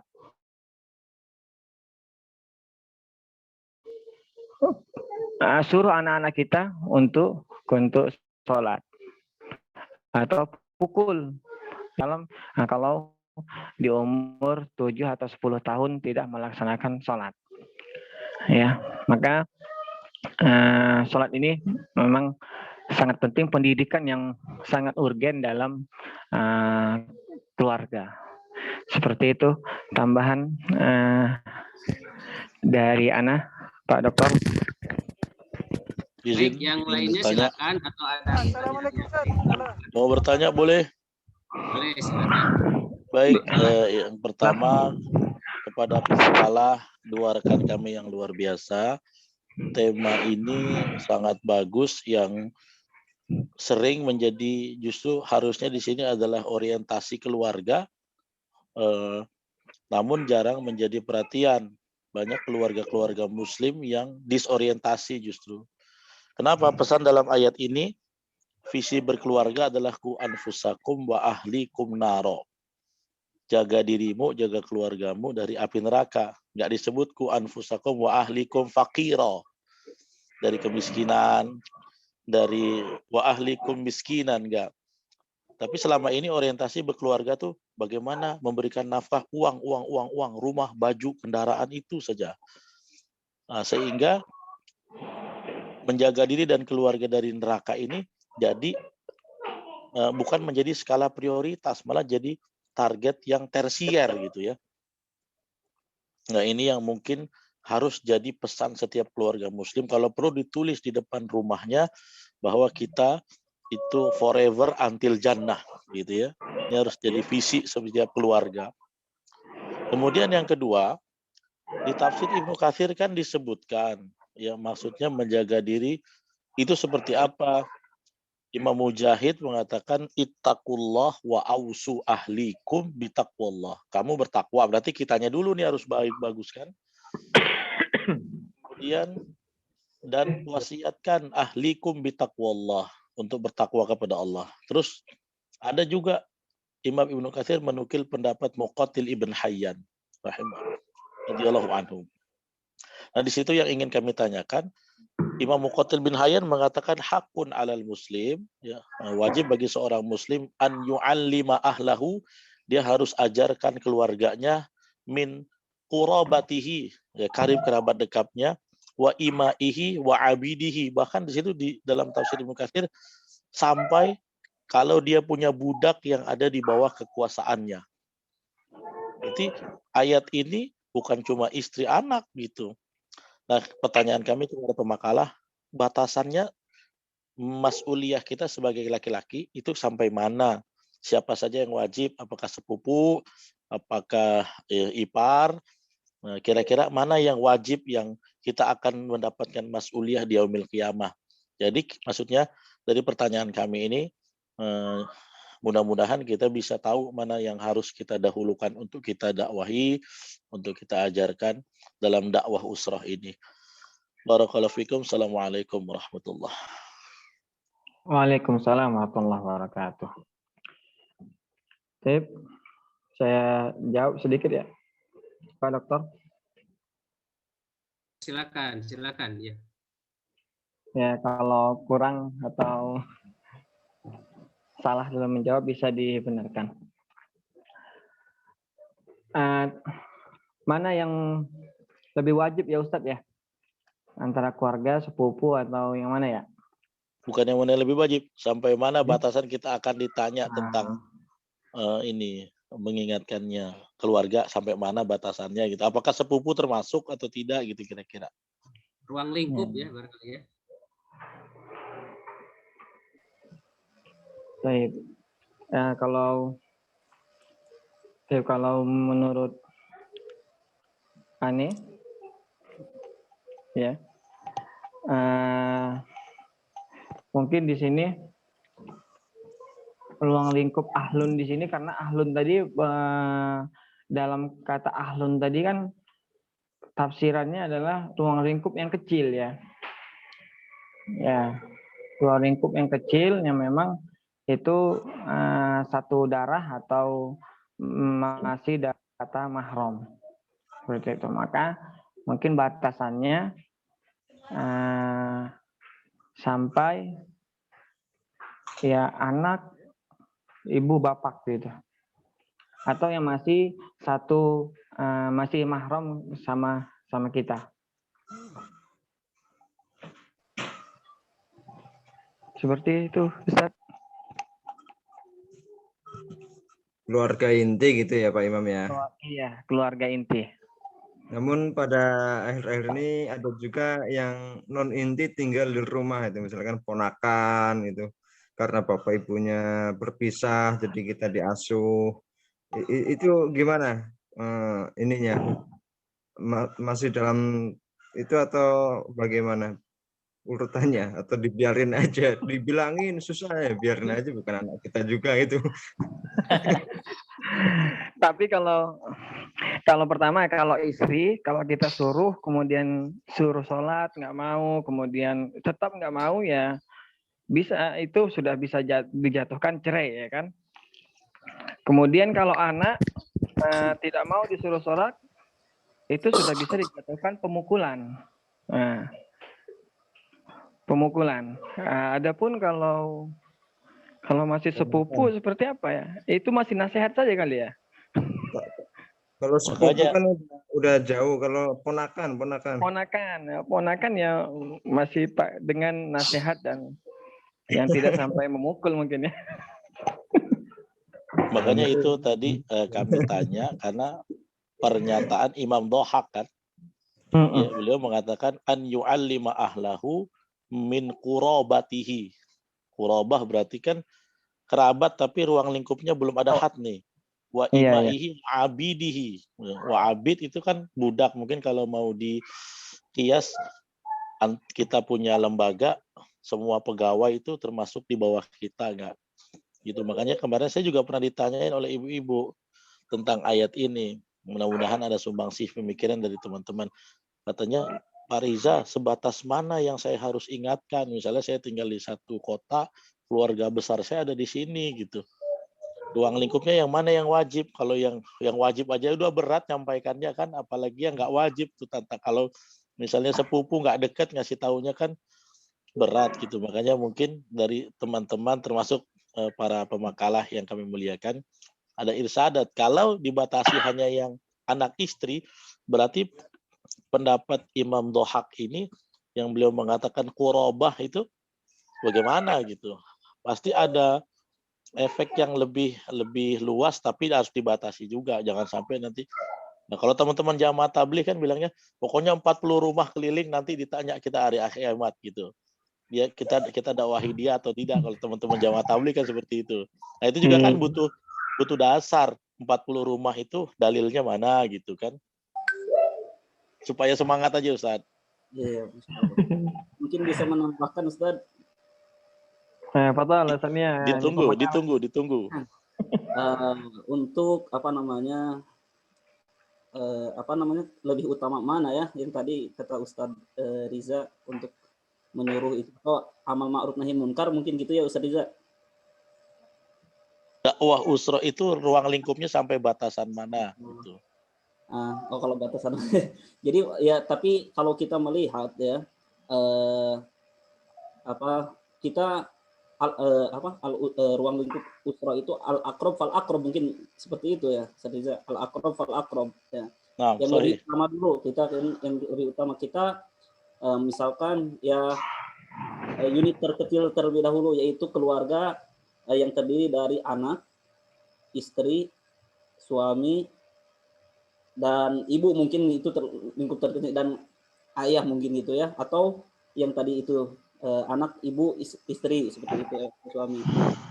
Itu mungkin yang pertama. Kemudian an-nasihah itu berarti untuk kalau yang lain gimana ya lingkupnya. Kalau nasihat itu atau amal ma'ruf nahi munkar masuknya itu mungkin ya, nasihat itu kan untuk semua orang. Bahkan di dalam hadisnya itu kalau nggak salah, ad-dinun nasihah qulna liman qala lillahi wali rasulihi wali a'immatil muslimin wa amatihim.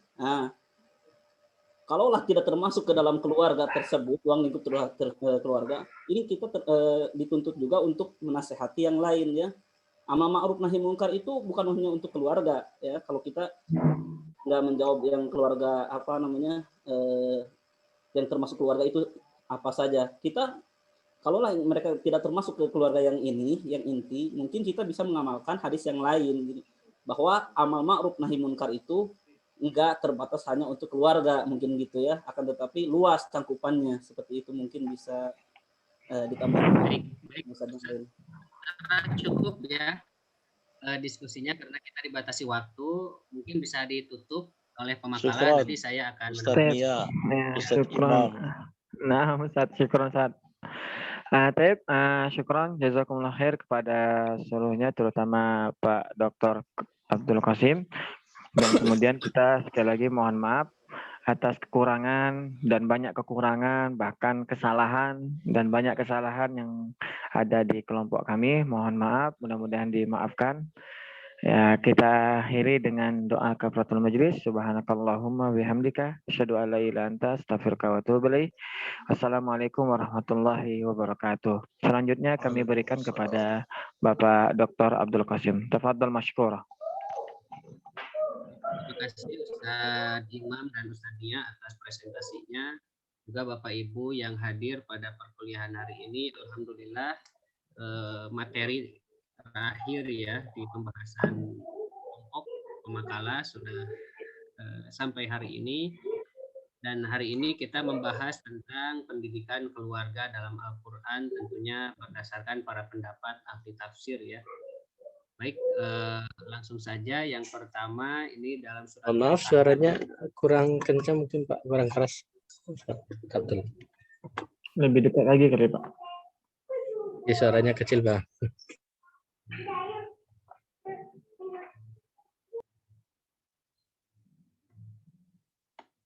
Ya, baik, suaranya saya jelas. Ada suaranya Bapak Ibu? Ya, ada. Jelas suaranya. Oke, keras. Bismillahirrahmanirrahim. Ya ayyuhalladzina amanu qu anfusakum wa ahlikum naro. Ya, wahai orang-orang yang beriman, perihalalah dirimu. Dan kemarin anfus itu jama dari nafsun ya, sudah dijelaskan pada pertemuan sebelumnya. An-nafsu yang jamanya anfus ya, itu adalah zatul jismi war ruhi ya, satu kesatuan antara jiwa dan raga ya. Nafsun itu ya kita individu ya, artinya kita itu terdiri dari jiwa dan raga seperti itu. Kemudian ahlun, nah ini ahlun ya yang barusan diperdebatkan ini dalam Mu'jam Mufradat Al-Fadil Quran ya. Ahlun itu adalah may yajma'uhu nasabun wa maskanun wahid ya. Jadi kalau kita memaknai keluarga yang dimaksud dalam Al-Qur'an ini, di sini salah satu pendapat Ar-Raghib Al-Asfahani menyatakan keluarga adalah seseorang yang berkumpul atas dasar keturunan dan satu tempat tinggal yang sama ya. Jadi indikatornya pertama adalah ikatan darah, yang kedua tempat tinggal. Kalaupun orang lain tetapi tinggal satu atap, satu rumah dengan kita, itu adalah ahlun ya. Kalau tingkatan atau berdasarkan nasab ya, berdasarkan nasab itu ya dimanapun itu tetap itu adalah ahlun kita, keluarga kita ya, seperti itu. Bahkan dalam tafsir-tafsir lain saya melihat ada yang mengatakan ahlun itu satu agama katanya ya. Tetapi ya itu silakan saja, ini beberapa pendapat yang saya ambil di sini adalah Ar-Raghib Al-Asfahani, bahwa ruang lingkup atau indikator ahlun itu adalah yajma'uhu nasab wa maskan wahid ya. Jadi indikatornya jelas bahwa di sini yang pertama adalah ikatan darah dan domisili ya, tempat tinggal dalam satu tempat atau satu atap begitu. Kalau an-nar ya, an-nar secara bahasa unsurun tabi'iyun fa'alun yumassiluhun nur wal hararah al-muhriqah. Api ya, api yang ada dalam kehidupan kita adalah unsur alam yang aktif yang diwakili oleh cahaya dan panas yang bisa membakar begitu ya. Jadi api secara umum yang kita saksikan dalam kehidupan kita sehari-hari ya. Jadi itu adalah unsur alami yang memang direpresentasikan oleh cahaya dan panas begitu ya. Tapi kalau yang dimaksud dalam ayat tersebut, nar di sana adalah memang siksaan api neraka. Nah, kemudian tafsirnya secara umum dalam ayat At-Tahrim ayat 6 tadi, yuhayyibul Qur'anul ladzina amanu liyu'addu wajibahum fi buyutihim minat tarbiyah wat taujih wat tazkir. Ya. Ini bahasanya yuhayyibu ya, mengintimidasi, menakuti. Al-Quran menakuti orang-orang yang beriman agar mereka menunaikan kewajiban mereka di rumahnya. Apa kewajiban kita di rumah kepada ahli kita? Yaitu at-tarbiyah, minnya min litab lil bayan, menjelaskan ya. Mendidik, wat taujih, mengarahkan, wat tazkir, dan mengingatkan ya. Itulah yang harus kita lakukan kepada keluarga yang ada di lingkungan kita, apakah dengan ikatan nasab atau ikatan domisili satu rumah dengan kita, maka kita harus melakukan tarbiyah, taujih, dan tazkir ya, seperti itu. Kalau tarbiyah ini kan universal ya, mendidik itu memberitahu, mengarahkan, memperbaiki ya. Kalau taujih ini lebih spesifik, berorientasi kepada satu aspek ya. Kalau tazkir ini lebih kepada islah ya. Islah itu ketika salah satu anggota kita berbuat salah, maka kita ingatkan, itu tazkir ya. Jadi tarbiyah, taujih, dan tazkir memiliki aspek orientasi yang berbeda-beda. Nah, kemudian itu berdasarkan tafsir Tarbawi ya, Anwar Al-Baz. Kemudian dalam tafsir Al-Alusi, wa wiqayatun nafsi anin nari bitarkil ma'asi wa fa'lit ta'ah ya. Menjaga diri dari siksa api neraka ya, itu dengan cara meninggalkan maksiat dan melakukan taat. Di sini yang didahulukan adalah tarkul ma'asi daripada fa'lut ta'ah ya. Ini dalam hal perlindungan diri ya. Dalam hal perlindungan diri kita harus meninggalkan perbuatan maksiat, kemudian diikuti dengan perbuatan taat. Kalau wiqayatul ahli, kalau melindungi keluarga itu bihamlihim ala dzalik bin nushi wa ta'dib. Kalau melindungi keluarga itu dengan cara membawa mereka kemana? Ke tarkul ma'asi dan fa'lut ta'ah. Ya, dzalik itu bermakna tarkul ma'asi dan fa'lut ta'ah. Nah, tadi melindungi diri ya, ku angfusakum, betul kata tadi pemakalah, sebelum orang lain kitanya dulu yang harus benar. Kemudian ketika kita sudah benar, bawa keluarga kita untuk apa? Tarkul ma'asi, meninggalkan dosa dan melakukan ketaatan. Ya, dengan cara apa? Bin nushi, memberikan nasihat, wat ta'dib, dan mendidik serta mengarahkan mereka. Ya itu ya. Jadi dalam ayatku angfusakum wa ahlikum naro terbayang oleh kita bahwa konsep pendidikan dalam keluarga itu yang harus dilakukan tadi apakah tarbiyah, taujih, dan tazkir, kemudian ada wiqayatun nafsi dan wiqayatul ahli ya. Dengan objeknya masing-masing seperti itu. Itu yang ke satu ya. Yang kedua, Wa'mur ahlaka bis-sholati wastabir 'alaiha. Ya. Dan perintahkanlah keluargamu melaksanakan sholat dan sabar dalam mengerjakannya. Ya. Di sini as-sholah ya. As-sholah ya al-ibadah al-makhsusoh asluha ad-du'a sumiyat hadhil ibadatu biha lima yatadammanuhu.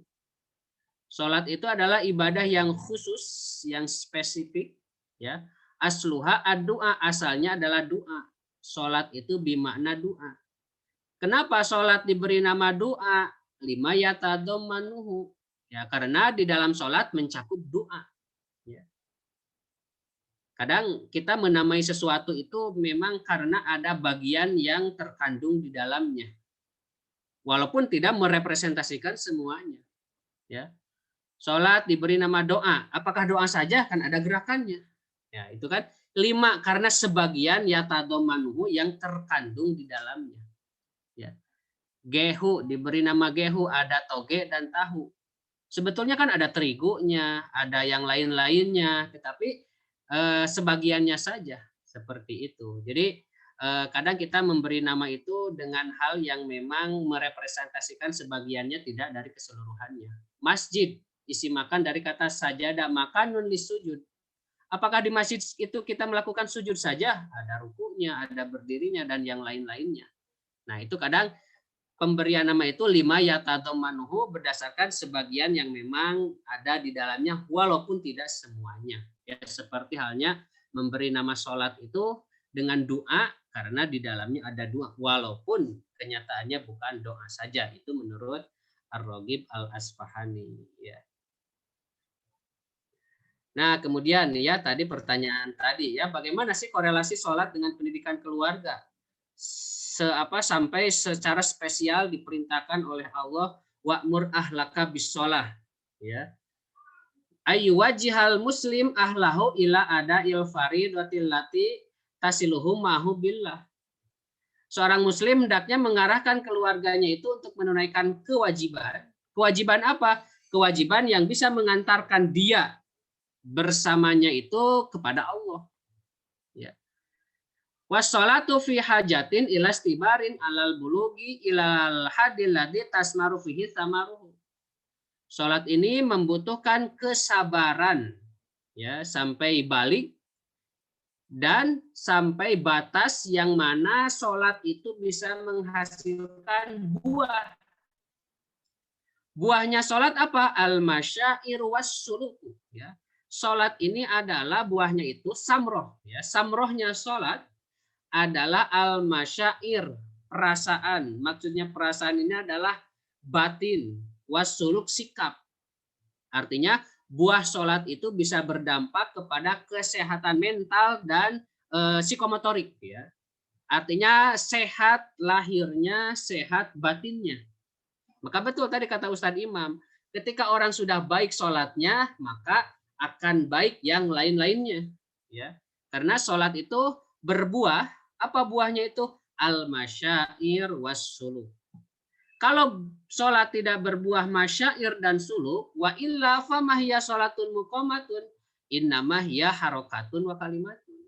Kalau sholat tidak menghasilkan buah, yaitu al-masyair was-suluk, maka sholat yang dilakukan hanyalah harokatun wa kalimatun, hanya gerakan dan bacaan saja. Ya. Maka sholat yang baik itu tidak hanya harokah dan kalimat, tetapi memang kegiatan yang bermakna sehingga menghasilkan buah. Apa buahnya? Yaitu tadi al-masyair was-suluk. Maka kalau ingin keluarga itu baik, perbaiki sholatnya. Ya. Sehingga kalau sholatnya baik, masyair dan suluk, ya, batin dan perilaku anggota keluarganya itu akan baik. Maka pantas Allah menspesialkan sholat dibandingkan dengan ibadah-ibadah yang lainnya. Kemudian, nah ini sangat panjang sekali ya, dalam Al-Quran surat Luqman. Intinya dalam surat Luqman ayat 12 sampai 19 ini ya, orientasi pendidikan dalam keluarga itu ada 3, at-tarbiyah al-ilahiyah, tauhid, at-tarbiyah at-tashri'iyah syariat, at-tarbiyah al-khuluqiyah pendidikan moral. ya. Jadi kalau kita jadi anggota atau leader, jadi pemimpin keluarga, maka didiklah, perbaikilah keluarga itu dari 3 aspek. Kalau dari surat Luqman yang tadi, aspek tauhidnya, keyakinan kepada Allah, aspek syariat ibadahnya, dan aspek moral akhlaknya, ya. Kita buktikan di ayat tadi yang berorientasi kepada tauhid mana, ya bunayya la tusyrik billah. Jangan musyrik kepada Allah. Ya, itu kan tauhid. Kemudian kalau syariat, ya bunayya aqimis sholata wa'mur bil ma'ruf wanha 'anil munkar. Ya, itu pendidikan syariat ya. Kalau pendidikan moral, wala tusair khaddaka linnas wala tamshi fil ardi maroha. Jangan berjalan di atas muka bumi dengan sombong ya. Kemudian tadi waqdud min sautika inna ankarol aswati asautul hamir ya, begitu ya.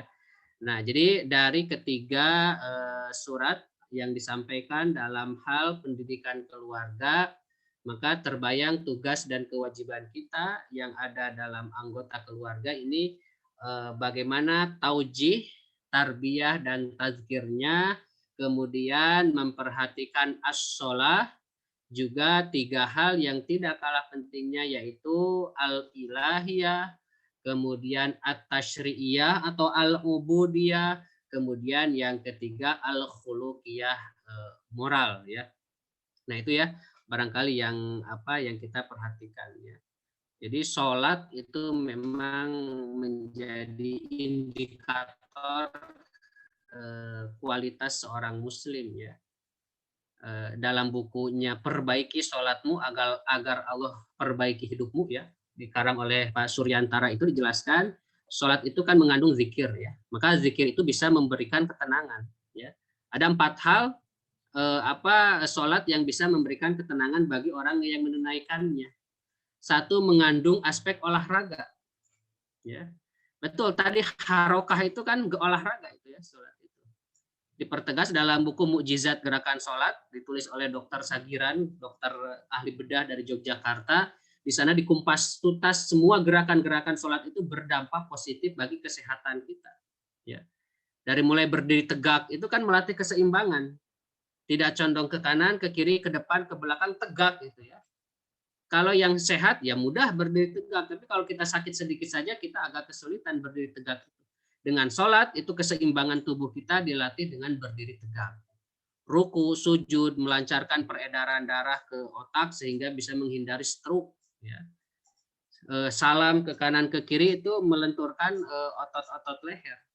Kesimpulannya dalam buku itu semua gerakan sholat bisa mengembalikan 360 otot ke tempat semula. Ya. Jadi sholat itu dari sisi fisik itu sebagai refleksi ya.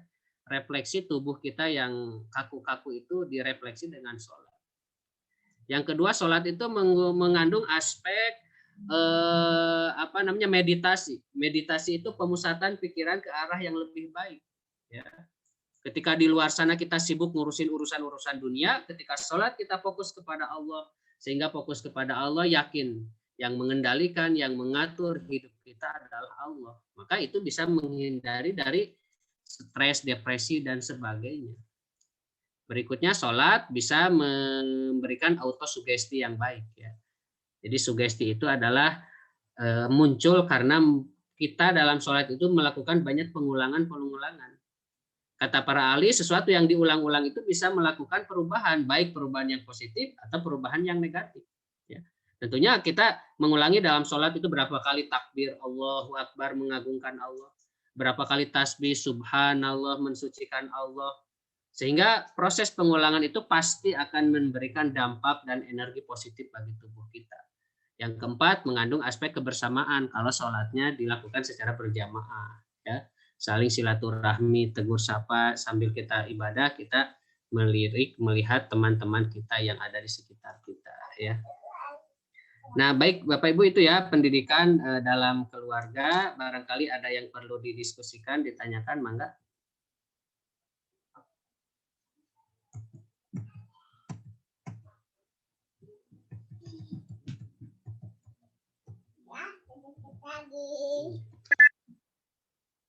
Silakan Bapak Ibu ada.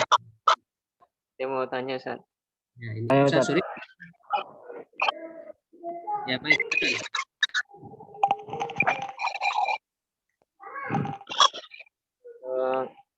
Dengan keluarga, konsep pendidikan keluarga di dalam Islam. Kalau tadi ayatnya yang tadi disebutkan, konsep pendidikan dalam Islam itu ku anfusakum wa ahlikum naro, yaitu orientasinya adalah akhirat atau melindungi, menjauhkan keluarga dari siksaan api neraka.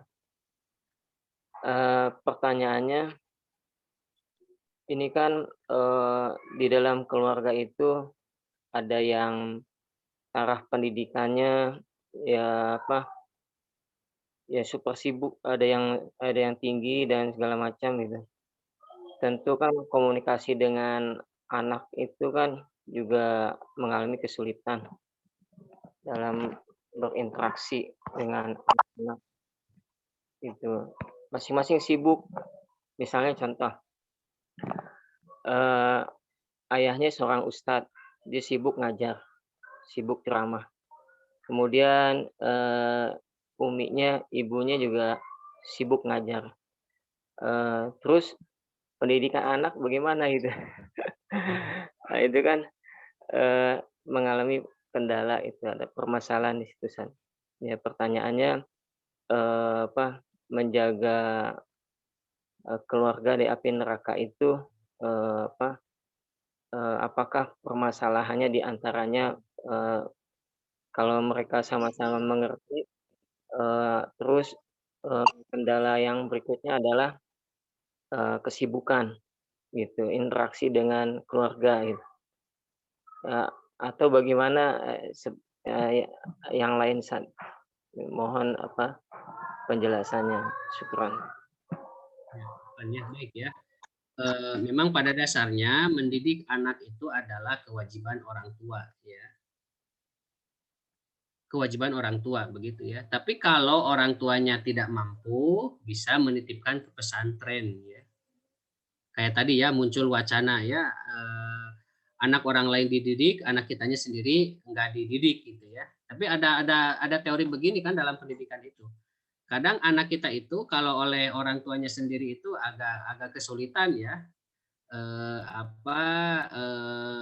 agak beda lah ya diajari oleh orang tuanya dengan oleh orang lain ya. Maka sebetulnya kita menitipkan anak kita ke pesantren itu bukan berarti kita tidak mau dan tidak bisa mendidik ya. Kadang anak itu dididiknya akan lebih serius, akan lebih konsen ketika dididik oleh orang lain ya. Sementara itu, nah kalau sebatas itu menurut saya sah-sah saja ya. Asal memang ketika anak kita dititipkan ke lembaga lain, tentu kita memantau bagaimana progres dan perkembangan peningkatan pendidikan anak kita itu ya. Sementara kita ya mendidik orang lain itu sebagai profesi kita ya.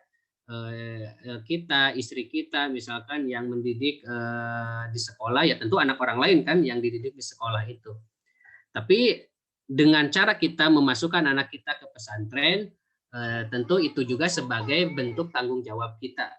Yang salah itu adalah ketika kita mendidik orang lain di sekolah, di pesantren, sementara anak kita dibiarkan sendirian di rumah dengan keadaan tak terdidik, dengan keadaan menjadi budak teknologi, misalkan itu.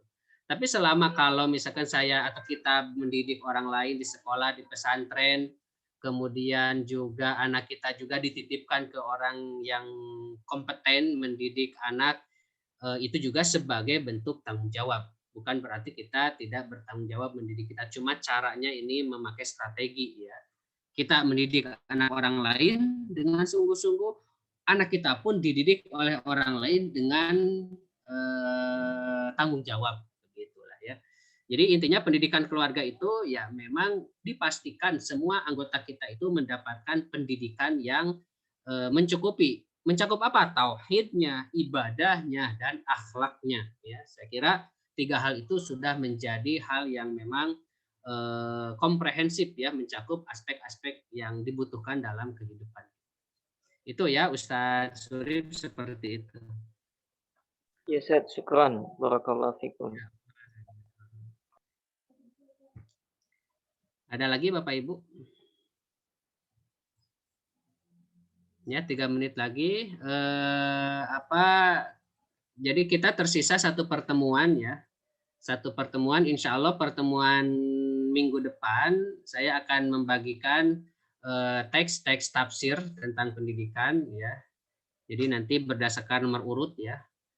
Nanti Bapak Ibu mendapatkan tafsir, nanti boleh dibaca, dijelaskan, mengambil konsep-konsep pendidikan dari tafsir-tafsir yang disajikan tidak banyak, misalkan satu orang satu paragraf. Nah, setiap Bapak Ibu mengambil konklusi ya, mengambil fikroh asasiyah dari teks yang ada berupa tafsir-tafsir mengenai pendidikan tersebut.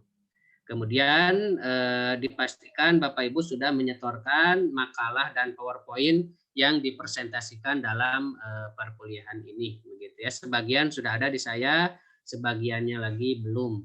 Jadi mohon yang merasa belum ini ditunggu untuk kelengkapan administrasi perkuliahan kita. Ya. Kalaupun yang barusan Ustadz Nia dan Ustadz Imam boleh perkenalan dulu lah. Ustadz Nia silakan. Baik. Ustadz Imam dulu, silakan Ustadz Imam. Saya perkenalkan, ya kayaknya udah kenal. Nama saya Imam Wibowo, asal asli Medan, Melayu. Nah, tapi sudah dari tahun 2005 sudah merantau ke daerah Sunda, ini Bogor. Sekarang ngajar di Al-Wafa, Bogor. S1-nya mana Ustadz Imam dulu Ustadz? S1-nya di Setai Al-Quduah Depok. Al-Quduah Depok. Alhamdulillah. Kemudian Ustadznya? Ya, nama asli Nia Sandranova, lahir di Garut, asli orang Garut, Asgar. Ya. Terus kuliah di Sukabumi, Aroyah, Mahad Ali Aroyah, jurusan PBA, penginten gitunya.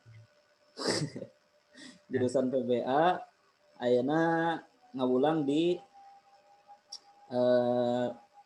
Al-Wafi, Depok.